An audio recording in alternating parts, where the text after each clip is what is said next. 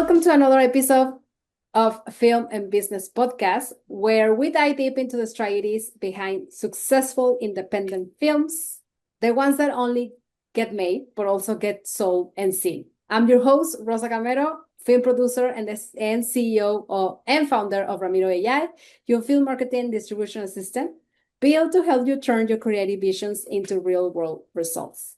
Today, we are talking about something filmmakers often have until it's too late: how to market and sell your independent film. My guest is someone who has built a career helping stories find both their audience and their impact. Kirstin, welcome. Thank you so much. She is an accomplished producer, a strategic marketer, and media entrepreneur with more than 20 years of experience spanning documentary, animation, feature films, and large-scale campaigns. She's currently head of development at the Emmy Award-winning Letter Rain Films in Cape Town and founder of Inspire Media Studios.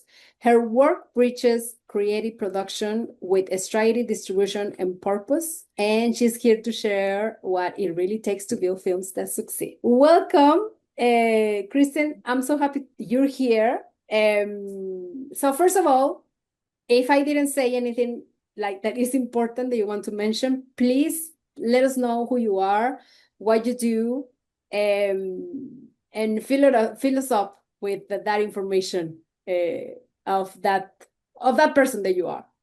Okay, great. So I know Rosa introduces herself sometimes as a mom and a wife and a filmmaker. I am a wife and a mom to two fur kids. We have two golden retrievers who are our children.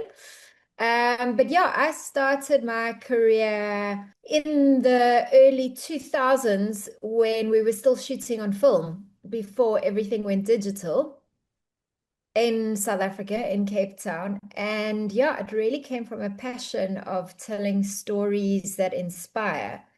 And from that, I worked my butt off and grew and learned and took the opportunities that came along my way. And yeah, 20 years later, 20 plus years later, I'm still in it. I've been through my ups and downs, but yeah, having learned a truckload and still standing. Yes, that's the most important. I mean, I think seeing that we have worked many years in this in this industry, it's a win for us. It's I also True have 17 story. years of experience. It's like we know the ups and downs, and then we want to leave it, and then we come back, and then we it's like hate it. It's hate love relationship until you make Yes, peace. It says, this is what I'm gonna be. I'm gonna die doing yes, this. yes, exactly. And it becomes addictive because there's so many amazing, fantastic, wonderful, incredible things and people you meet through this industry. But it's not easy. It's tough. Yeah, let's say it's a challenge. Yes, definitely. If you Definitely. But like it's also, challenges, this is the industry you should be in. yes, exactly. So your Exactly. experience spans animation, live action, marketing, and more. How did your journey in the film world begin? So I actually studied marketing and business management and I got into the advertising world. And then after about a year and a half in that, I really didn't enjoy the egos in the advertising world for me and my personality. I'm a very much, okay, we're on the same team. We've spoken about this, let's get this done kind of person. Um, and I just didn't feel like that was the relationships that we had between the clients and the agency. So then I felt, it might sound strange, but I really felt called into film and TV. And back then in South Africa, at least, you didn't know people in the film industry. It was very niche. There were definitely kind of like people on the fringe. And yeah, but I was very fortunate. I was on a mission. I just phoned producers, set up face-to-face meetings because that always helps if you can have a face-to-face meeting with somebody rather than email or just phone calls. And I think it was about 5 weeks later, somebody had passed my resume down, 5 people down the line, and they phoned me and they said, "Can you start tomorrow on a 5-month feature film?" And I said, "Sure." And I went in that afternoon for a meeting at 1 o'clock and I left at 9 o'clock. So I was straight into it. Like And I was right away.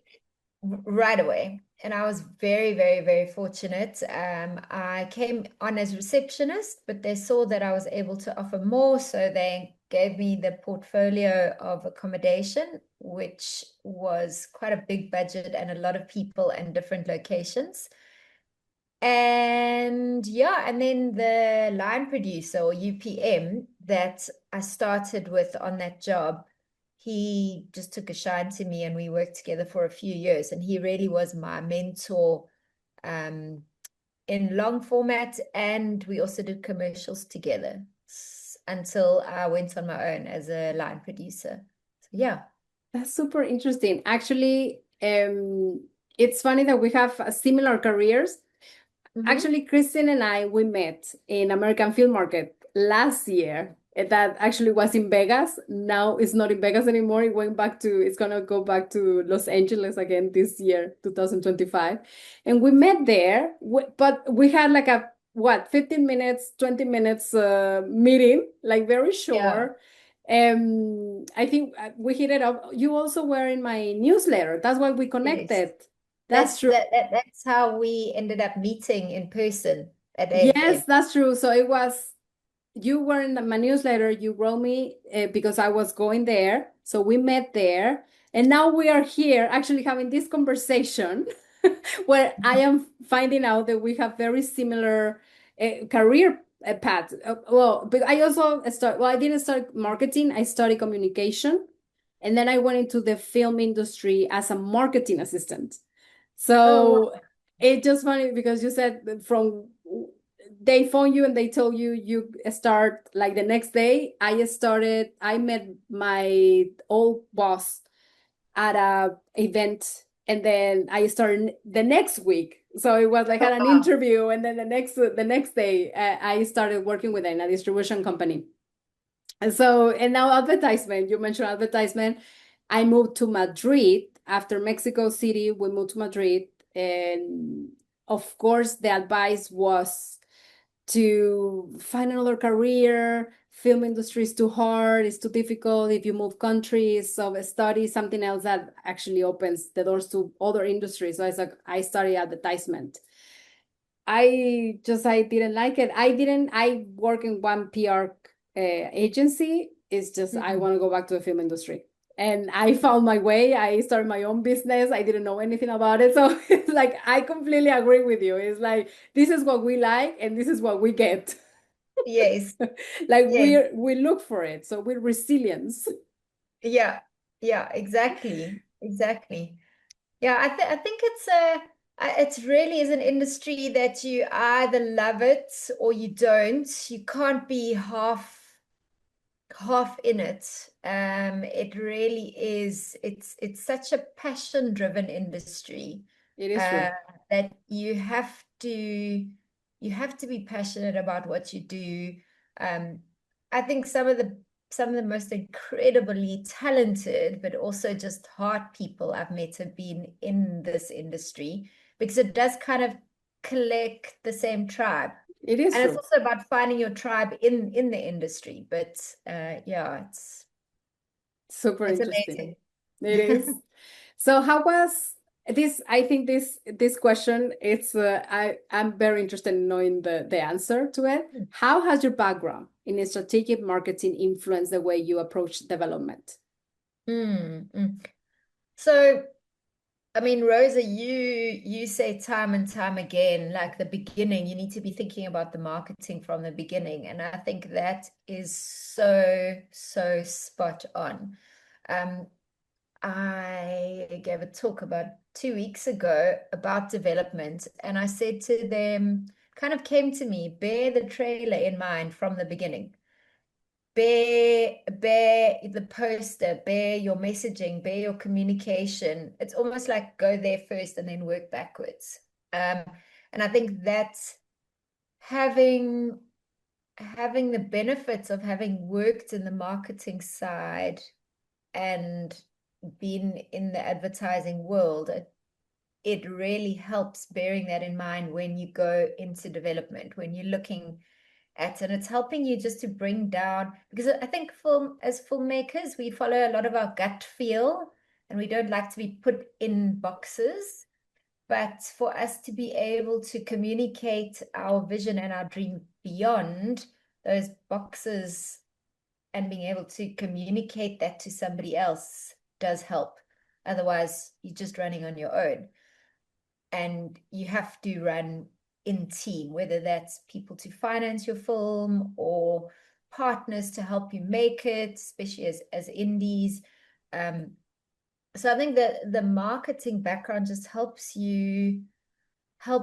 to communicate that feeling, that gut feel, for example, who your target audience is or whatever, helps you to kind of make that more succinct and be able to communicate that beyond yourself, beyond what's going on in your head, if that makes sense.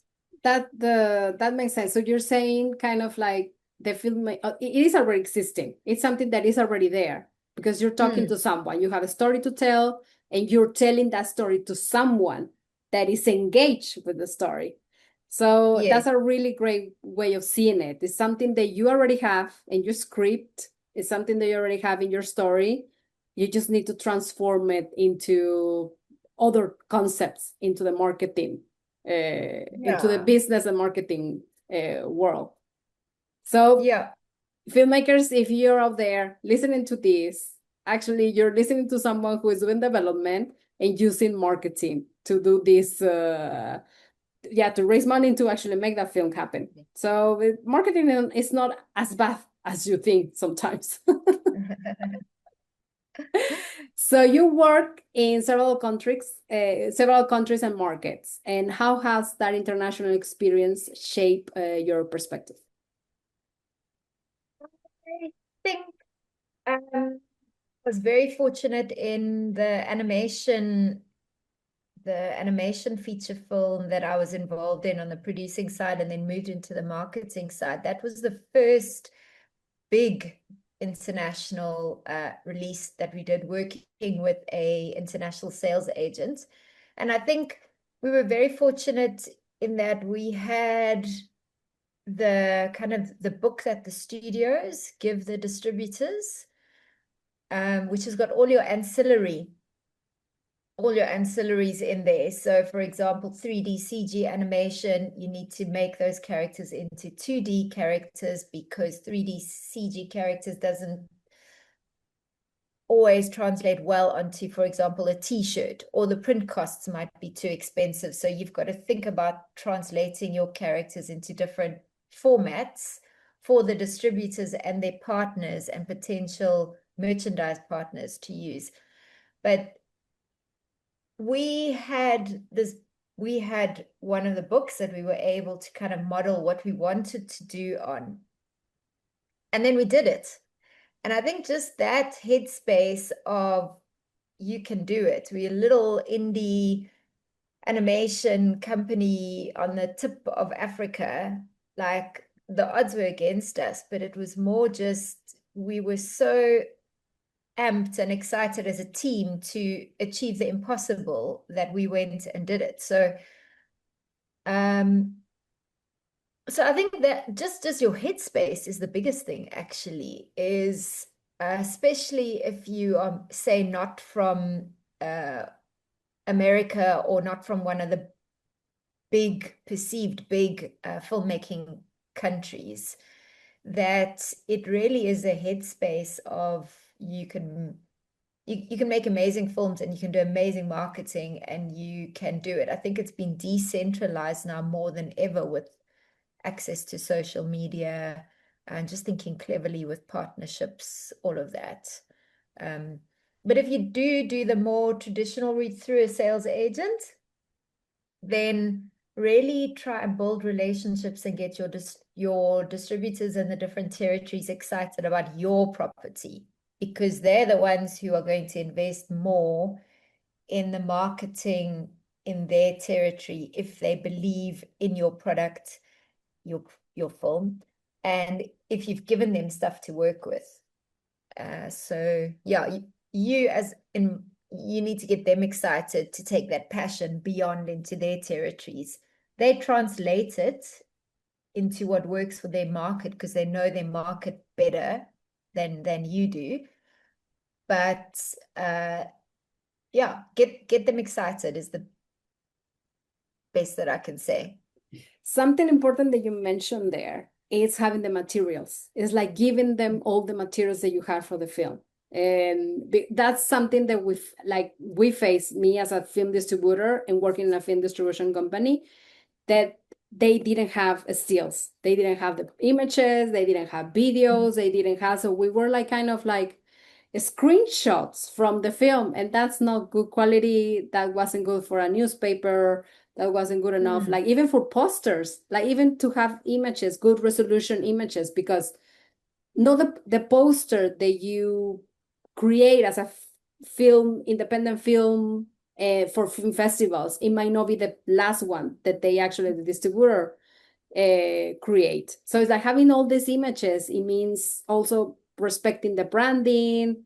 So there's so many things that come into that equation, when it comes to having the materials, what you mentioned, because it's okay, he's prepared, he is thinking about the marketing materials, he's thinking about the audience. So it's like, okay, we don't need to have all these headaches and problems in the future.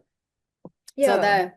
I think that's super important. And this takes us to our next question is, in your experience, what makes an independent film marketable today? Wow. I think it's just know your audience. So I think simple, right? It sounds so bring it, simple. it all comes down to bring your know your audience. I remember when I studied marketing, they speak about I mean, this is back in the day, they speak about the 4 Ps, and it's people, product, place, and price.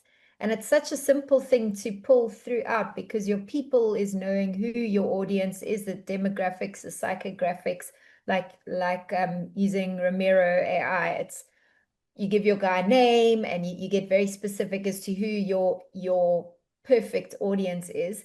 But place is like where, and this is part of what Ramiro does, is it brings out where is this person?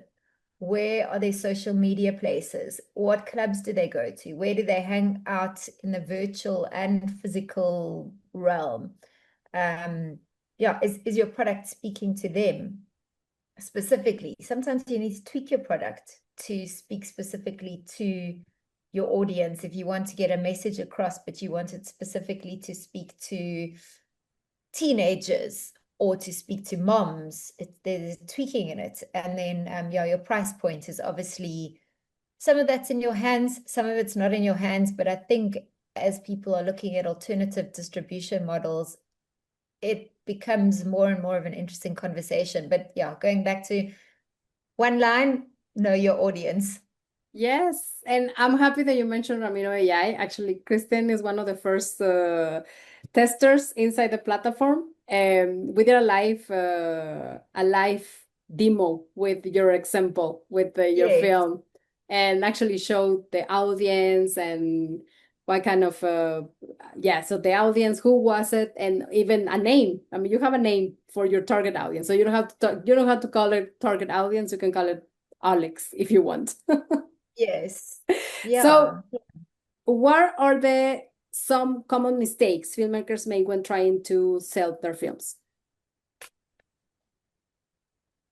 I um I think at this conference that I was at recently with filmmakers, it comes back to relating to people. That is such a crucial, fundamental thing. So know when you are selling, and I'm talking about selling it to a distributor or to a sales agent, like know who you're talking to and try to speak to their sweet spot.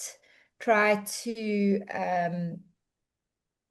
understand what they need. and meet their needs in the way that you position your log line or your synopsis. So you've got your synopsis and your log line, but kind of tweak it to their needs.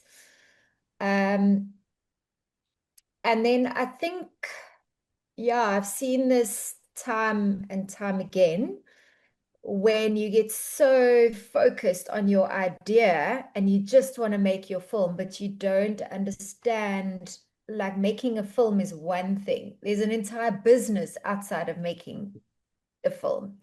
And it really is important to remember that uh, throughout the process, as you said, like, for example, taking stills on set and just remembering that kind of stuff. And as an independent, if you can't afford that and everybody's doing too many things, then ask a friend to come along and volunteer, or a student who's trying to break into the industry, or somebody who's looking for work experience. I mean, yeah. So think out of the box. Think out of the box. Yes, just the creativity. Yeah. So in your experience, when have you been thinking, or when you work with your films, when do you start applying the marketing and distribution? When you start thinking about it? The project that I directed, which was my baby, even though I am not doing the marketing of it and the distribution of it for various reasons. From the beginning, the thinking of the concept was, who is the story is about this man that's a well-known man. And it was, what do I think his audience would like to know about him that they don't already know about him? So it's going back to audience again. And then B, thinking about all the ways that this can get out to the audience and people get to know about it, and with the potential of the audience growing. So we started talking about that because we already had somebody who is well known and his platforms, that we could start getting excited about it there. I would say I can't, for me it's tricky to separate that in a way, because my background is marketing and advertising. So I think my bent is towards that. Instead of getting stuck in the details of the producing, directing. So I'm not sure exactly where the marketing actually begins in my mind in the process, because It it's is just ingrained. there. It's ingrained. It is there. I Yeah. mean, it's something that you cannot take it away. I mean, I'm the same. I have that experience. That's the way I learned filmmaking, and it was through marketing and distribution. So it's Yeah. like that's what you bring into the production.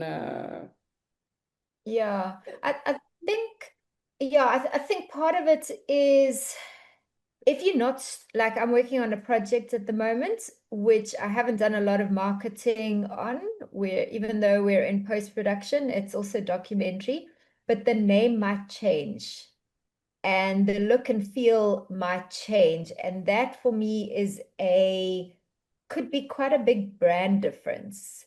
So I am holding back, and just, instead of creating the socials for that and we might only, I mean, it'll probably only start going out to festivals from July next year. So we've got a bit of bandwidth. I'm still talking about it on the company socials as our exciting project.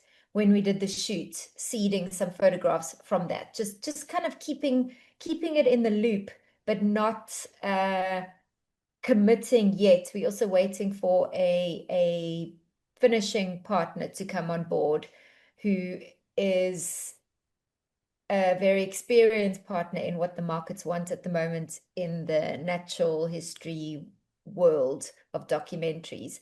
So we don't want to kind of put ourselves in a box too much when they know that they're a better feel. It's this area of speciality. But we talk, but to keep on talking about it all the time. You see projects and people speaking about projects, and they're like, we're really excited, but we can't tell you yet. But kind of like almost drip feeding people some exciting things or what's going on, or beautiful shots from the shoot, or amazing to have this person on board, kind of thing. You can just keep doing those things like from the word go. I think also people love going through the process with people. Yes, So I just having the behind the scenes.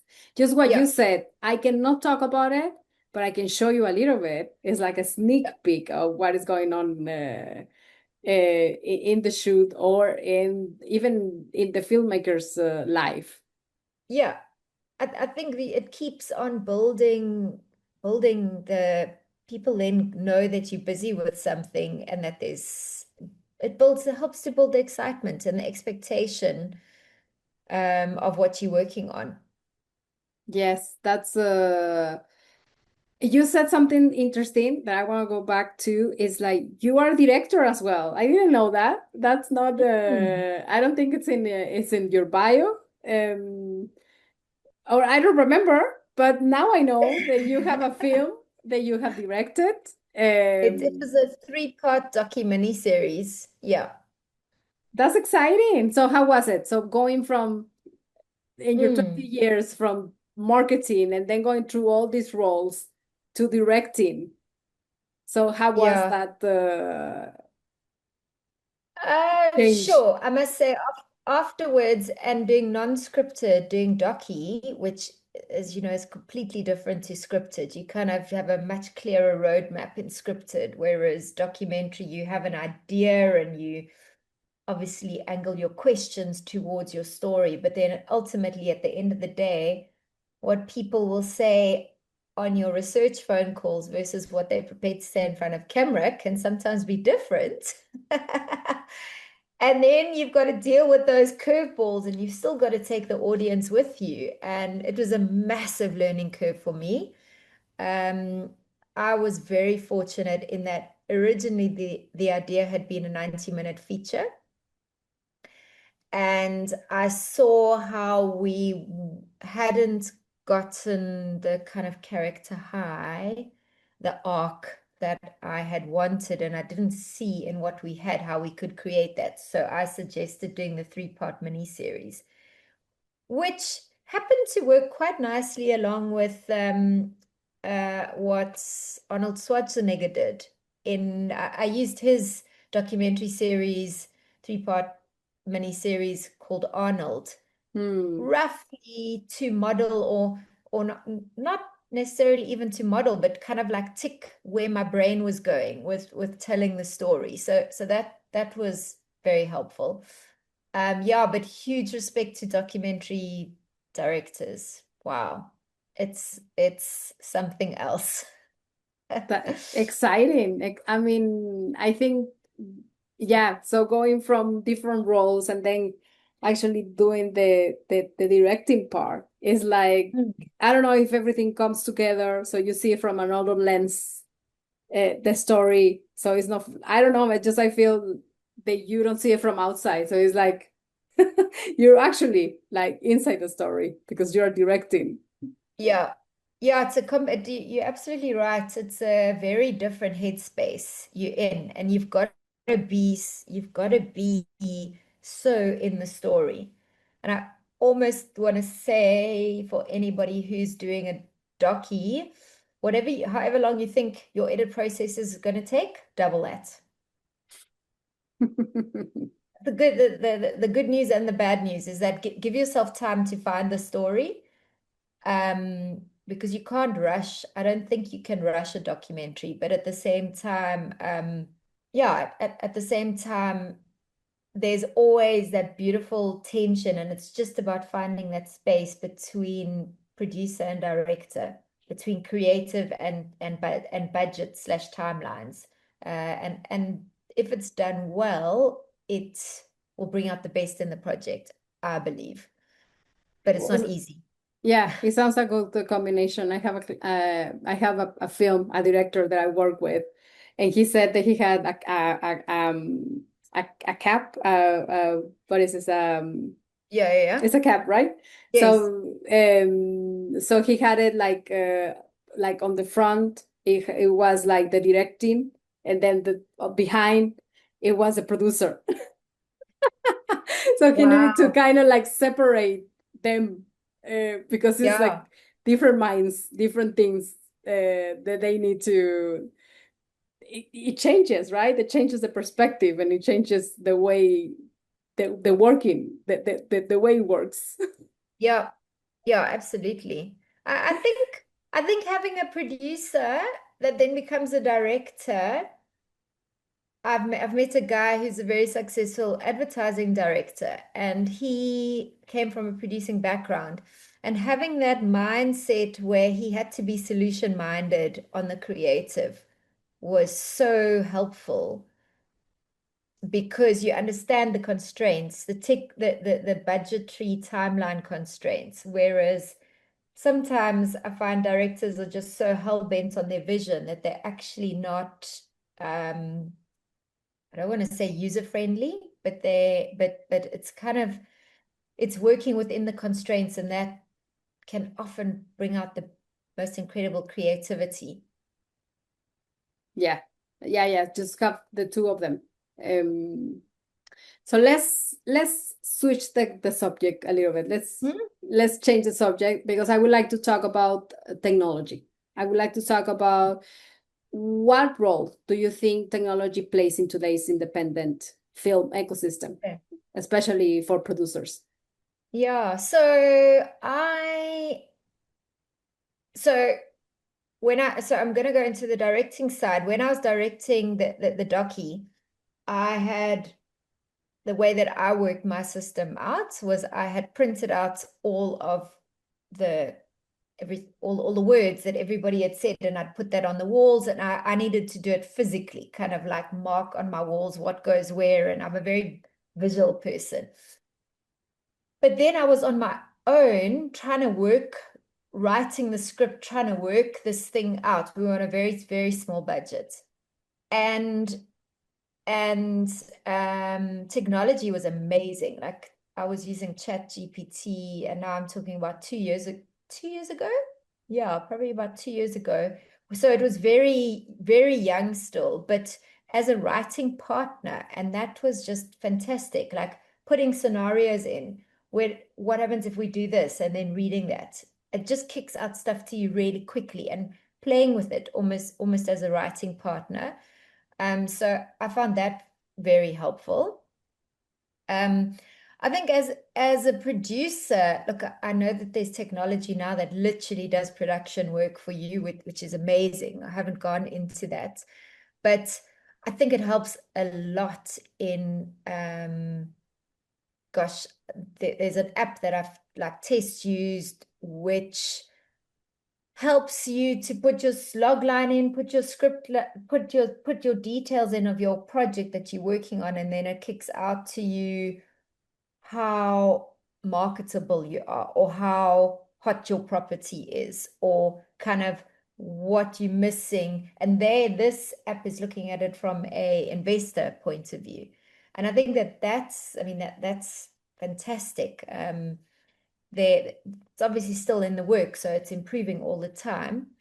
Um, I think having something like Ramiro AI, or if you don't have a marketing background at all, but you can plug it into this, and also it just helps me so much to, instead of me having to like type everything out in my head, it just kind of gives that back to me, and then I can talk to it and say, tweak things.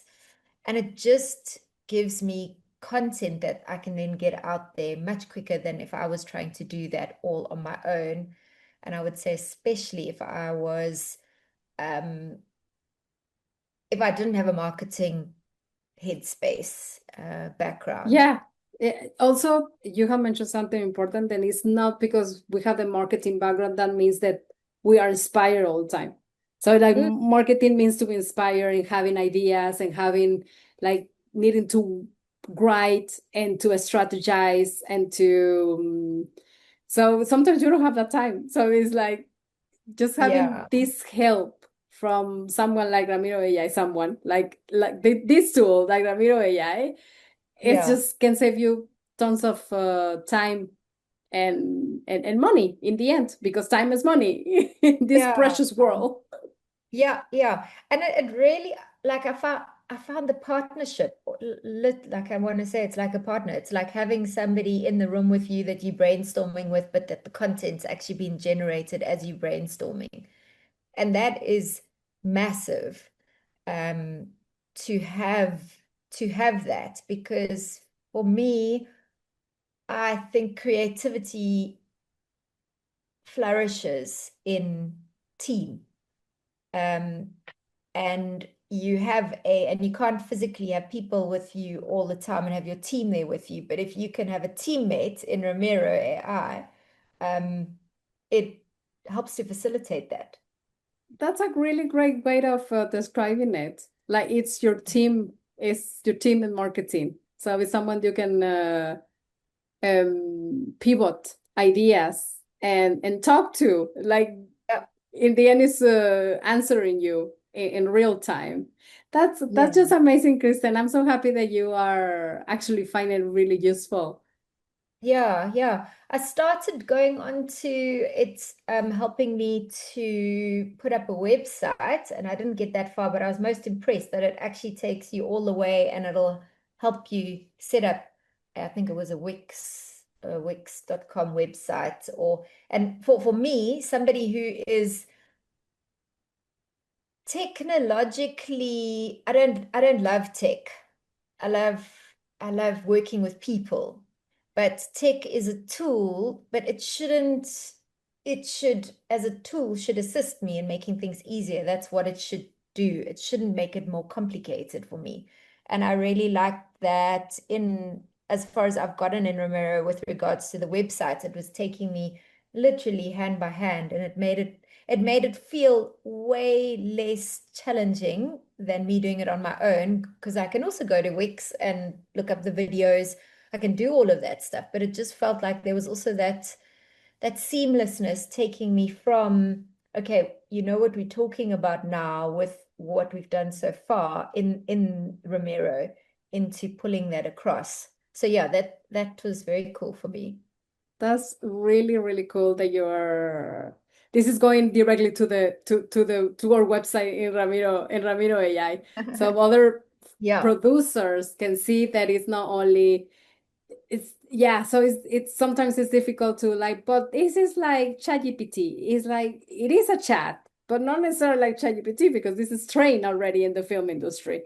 So you don't have to mm, give more explanations. You don't need to have it's just like have a synopsis. I need this and this and this. It's like just help me out because I'm like drowning here with work and yeah, little time. absolutely. Yeah, so thank you I thank you for for using your it. I'm so vision. happy. Yeah, it's missing. It's much more. I mean, it's there's so much more. I think we need to have another episode, like just to talk about the vision of what I have right now. Ramiro is like a baby. It's like a baby, tiny baby. It's just a toddler. It's gonna be like another version. We're working on it. I mean, it's so exciting. We're also looking for investors as well. So of course, more money. It means Yeah, more scalability, grow it yeah, faster. So if someone out there is watching out this episode, you can yeah. you can invest in this tool to make other film producers and film directors like Kristen Hmm. happy. I've seen the progress already, though, from definitely. I've seen Romero like mature already since when you released it Yeah, earlier it was like 2 months last year. I ago. can't remember. Yeah, Yeah, it was like 2 or 3 months ago. It's not long. And yeah, so yeah, it's getting better. So amazing. tell me, because I'm interested also in knowing about your socially conscious films. How do you make sure these stories have a message and also have a business case? Mm. Because sometimes it's like, oh, it's a documentary. I've been in the documentary world, and it's hard. I mean, so like film distributors like directly in my face told me documentaries are not a good, like they're not a good business, that like they don't sell, we don't make money with them, so you really need to have something really good. So tell me, how do you do it? Mm. So, I chatted with somebody who's in this natural history world.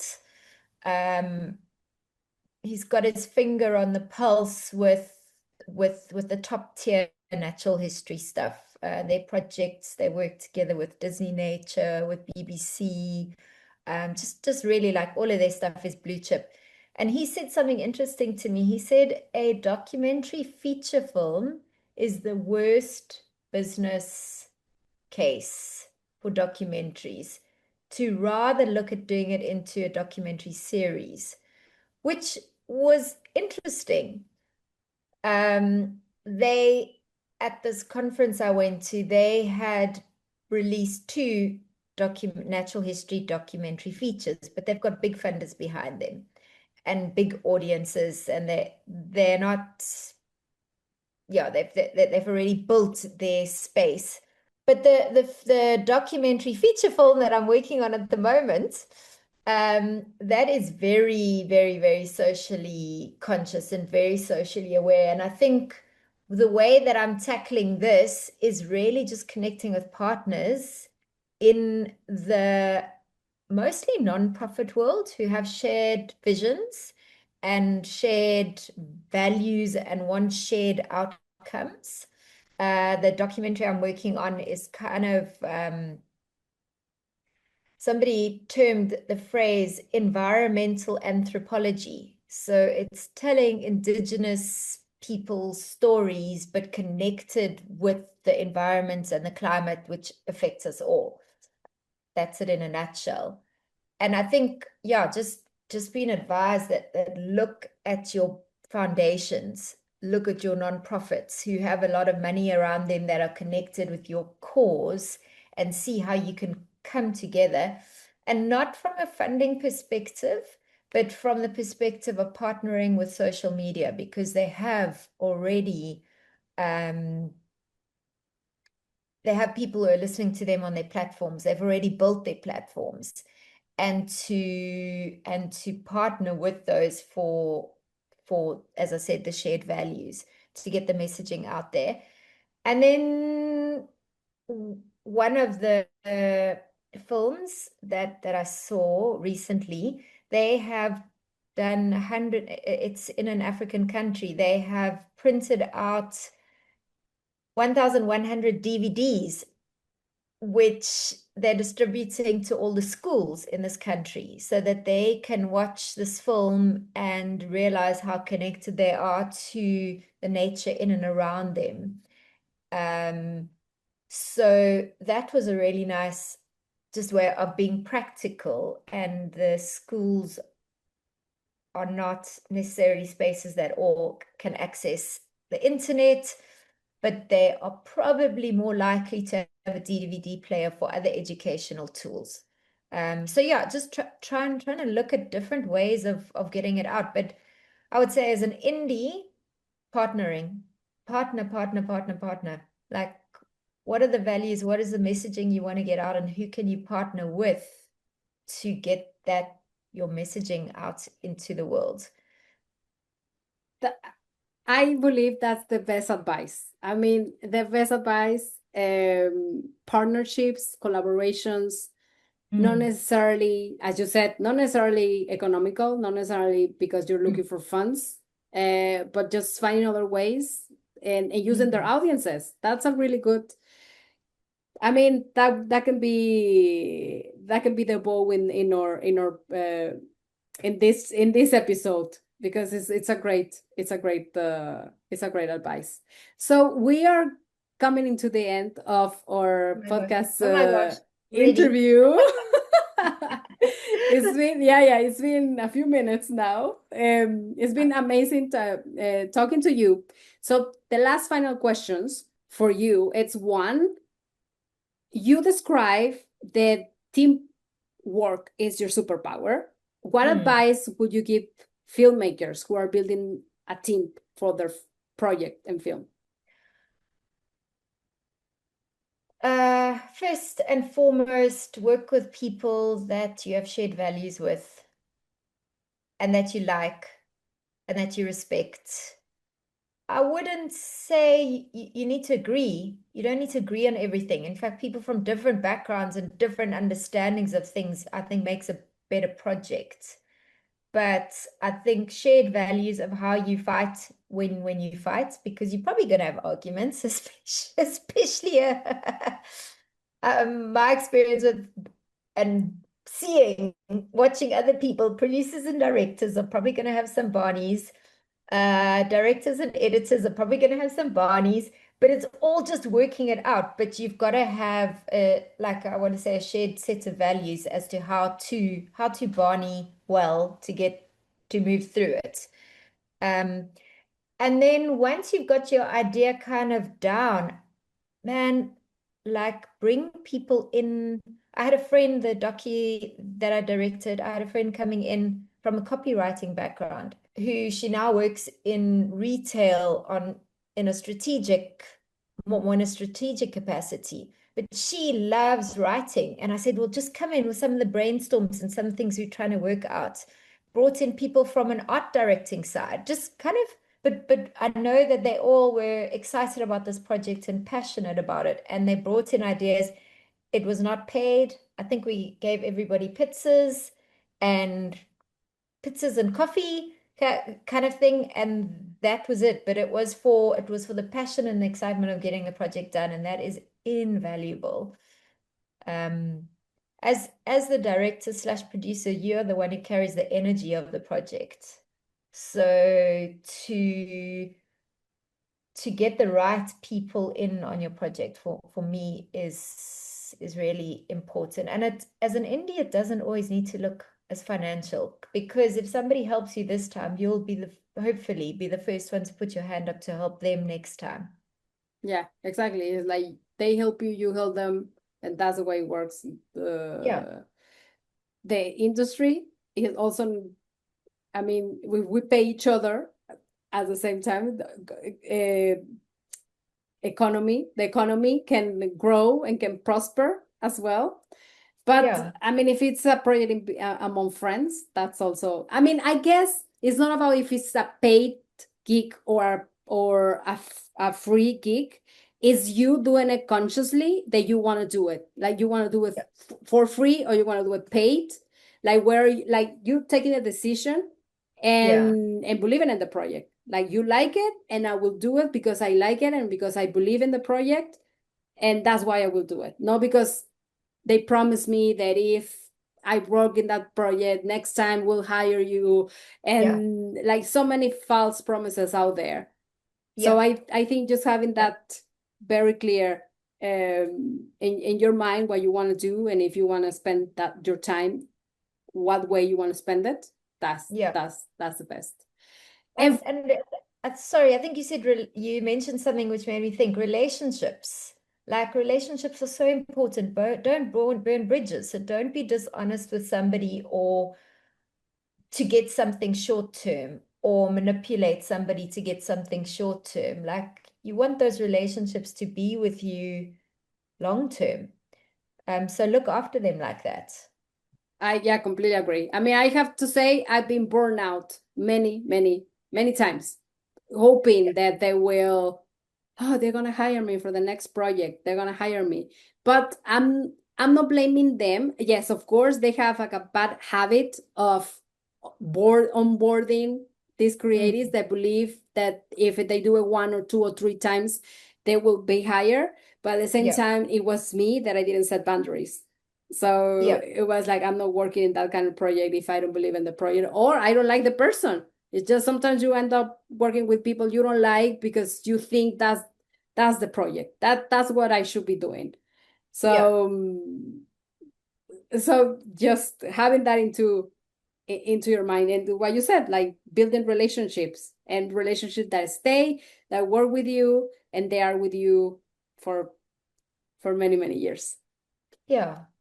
And the last question to finish this episode is, what would be your advice to the independent filmmakers that are listening to you from all these 20 years experience between marketing and producing and development and directing as well? What would be the advice that you give to them? Sure. This might seem hard, but I've said that you need to be passionate about filmmaking, but filmmaking's not your life. You're not saving lives.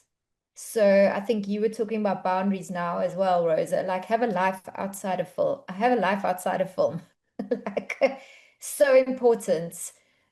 You said you've been burnt a few times. I've also been burnt out, and come back into it in different capacities. And I think build a life outside. Have your relationships. I think my 20s, I wasn't in a relationship for years because I was just so focused on building my career and in production, in live action, which was all consuming. And I didn't look after myself. I worked 6 days a week, minimum 12-hour days for a year, bar 2 weeks. I took 2 weeks off on long format and then commercials, just rolling from one to the other. And that was stupid. But you get stuck in the excitement and all of that. But yeah, build a life outside of your career. That's a great advice. I think that's something that is not very talked in the industry about mental health, about Mm, your job is not your life, it's just a job. And that mm, doesn't mean that you need to put all your time and effort in it. mm. So I think that's a great advice. Have a hobby, go out there, especially if you're young and you think the world's gonna end. Don't worry, it's gonna be here in the next 20 years. Just take care of yourself and this thing that if it doesn't work, then nothing works. Yeah, true. Absolutely.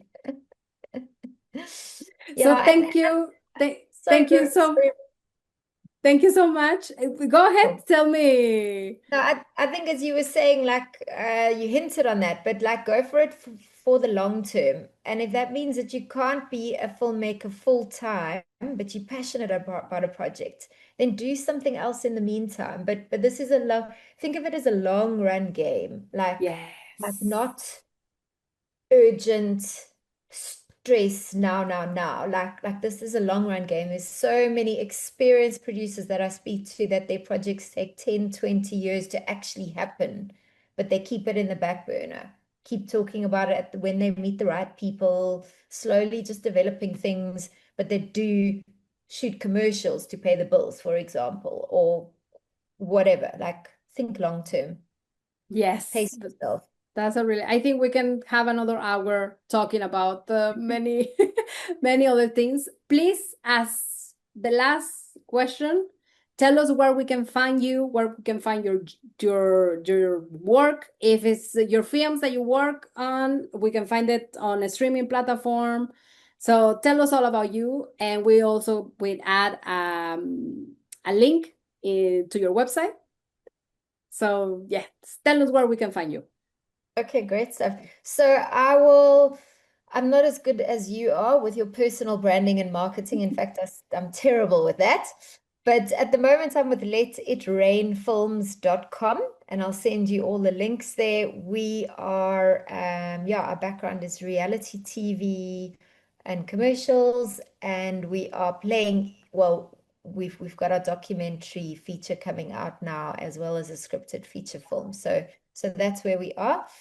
So probably the best place to find me is on my LinkedIn, which is Kirstin Barwise Heunes. And yeah, and that's the best way to contact me. And the company I'm currently working with is letitrainfilms.com. I And have to say that it's really cool name. I like it. good. Thanks. So thank you so much, Kirstin, for being here, for sharing your experience and your expertise with us. We loved having you. Thank you so much, Rosa. Bye.